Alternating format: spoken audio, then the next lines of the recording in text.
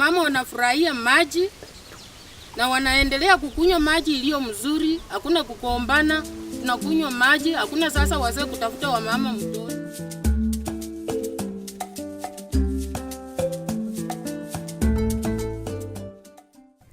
Water is the most important resource on earth. It supports biodiversity, industrial growth, agriculture, transport, among others. Despite its many benefits, water is scarce. According to the UN, 97% of the water on earth is salty. Only 3% is fresh water. Out of this, only about 1% is accessible for human use. Competition for this scarce resource in Kenya, and indeed the world, has led to many conflicts. Bungoma, Elgeyo Marakwet and Kakamega counties host some of the most scenic sights on earth: lush, inviting panorama and undulating hills. Water flows freely, supporting families, farming, industries, among others. The rapidly growing population in these counties has been putting a huge strain on water, leading to conflicts between downstream and upstream users. The Kenya Water Health Organization, a non-profit organization that works towards providing sustainable water and sanitation for the disadvantaged communities in Kenya, started implementing a project aimed at promoting governance in the water sector in the 3 counties. In a project for the last 3 years, where we now went in to work with the communities in Bungoma and Elgeyo Marakwet, and now we are focusing on the RUAs, those are the Water Resource Users Associations, and the outputs are really tangible and very exciting. This project was funded by ACT under the Changieni Rasilimali facility that is supported by the Embassy of Sweden and UK aid. The goal was to promote governance and to ensure that there is improved governance in the sector by the year 2015. And the specific objectives included enhancing capacities, enhancing the capacity of the RUAs through trainings, exchange visits, and exposure field days. Number 2, the other specific objective was to strengthen communication amongst the water actors. That was to basically avoid duplication of water actors in whatever project they were doing. Number 3, the project was to promote information sharing. Elgeyo Marakwet had experienced unending conflicts between the upstream and downstream users. The upstream users, under the umbrella of Moiben Water Resource Users Association, RUA, felt aggrieved by the fact that piped water from Moiben River and Chebara Dam was supplied to Eldoret town in the neighboring Uasin Gishu County, whereas they did not have piped water in their households. Sasa tumeenda kwa juu tukatunza the water source kama vikundi, tukachukua miche tukaenda penye tunatoa maji, tukaenda tukatunza mazingira huko juu. Tume fence na tumepanda miche yenye inaleta maji kwa wingi. Bungoma County also faced a similar problem. The upstream communities under the umbrella of Kuywa RUA were aggrieved by the fact that they lacked pipe water, yet the intake that supplies water to Bungoma town is located in their area. To address these challenges, Kwaho created a platform for networking the RUAs and other water sector stakeholders, including non-state actors, county government and national governments in the 2 counties. Kwa waliingia hapa mwaka wa 2012 Februari hivi, na wametuongoza sana kwa masuala ya kutufundisha hali ya usimamizi wa rasilimali za maji wakitumia haki za kibinadamu. Wakazi wa hapa ni moja wale beneficiary ambao wamepata hayo mafunzo na wanafurahia sana kuweko kwa hii spring. Tulipata usaidizi ama mengi tena kutoka kwao, tukaungana na communities, tukaanzisha ile kitu ambayo wanaita Water Dialogue Forum, kufundisha watu namna ama mahitaji ama haki yao ya maji na vile wanatakiwa kukaa na sheria ya maji. So tukafundisha kwa karibu sehemu 6 kwa catchment ya Moiben. Exchange and learning visits were also organized to foster peer learning and exposure. Modalities of sharing water and conflict resolution were arrived at. Wametuelimisha jinsi ya kutunza jamii hata kupata maji safi. Wao walituchukua kwa semina huko Kuywa Church na wakatufunza sisi namna tunaweza kuhifadhi maji safi. There was another strategic problem. Members of the Moiben and Kuywa Ruas still lacked capacity to comprehensively address the complex water-related issues in their counties.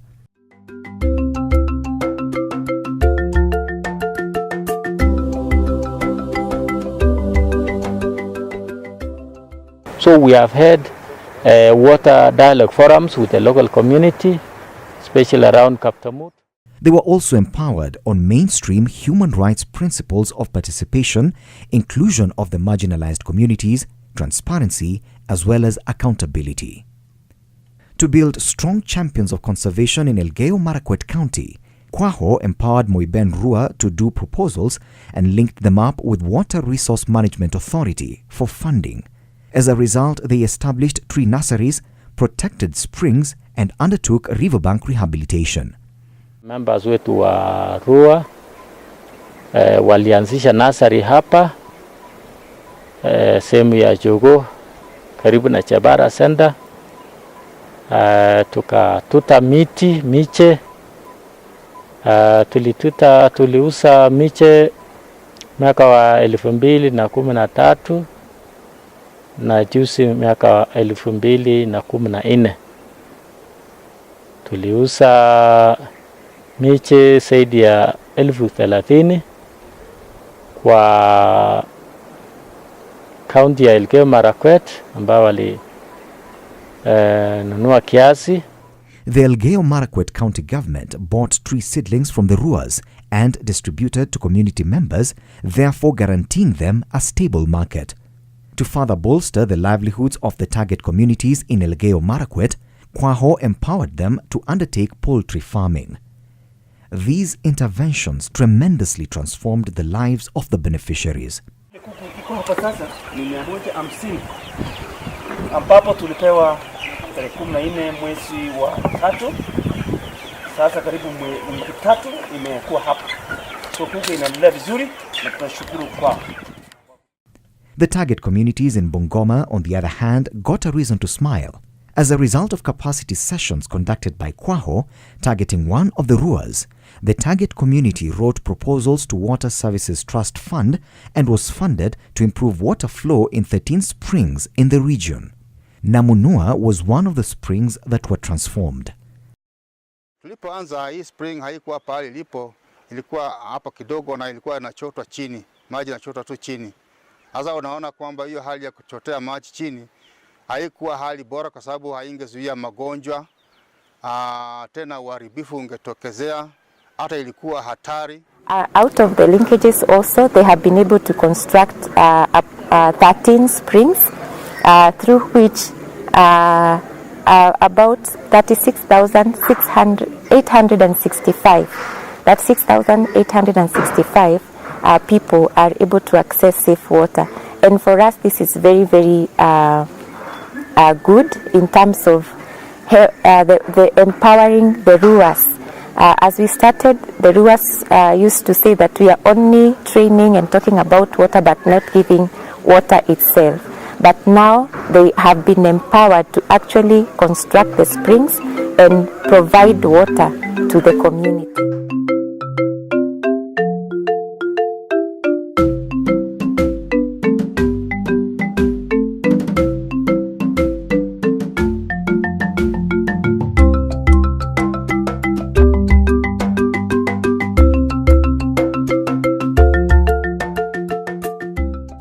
Kwao walikuja hapa kwetu, walitusaidia, wakatuchengea maji, wakakuweka mawe, wakalete mchanga, tukaona wanatupangia mpango ulio mzuri wa kutengeneza hii maji yetu.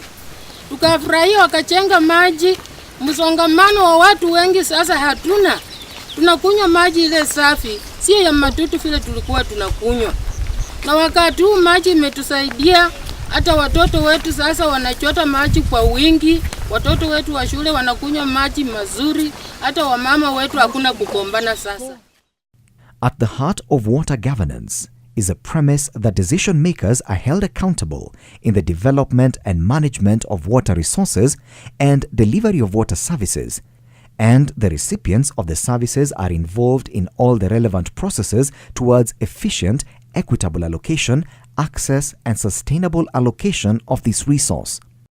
The result, especially in terms of understanding those principles, have been achieved, because when we talk, we realize that both sides are now understanding.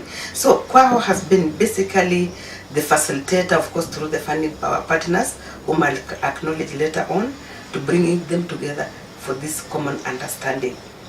Now, apart from capacity building, what about the communication? How, what type of communication, what were some of the issues we needed to address when we were down there in Bungoma, Elgeyo Marakwet, and of course Kakamega County also came in during the extended phase.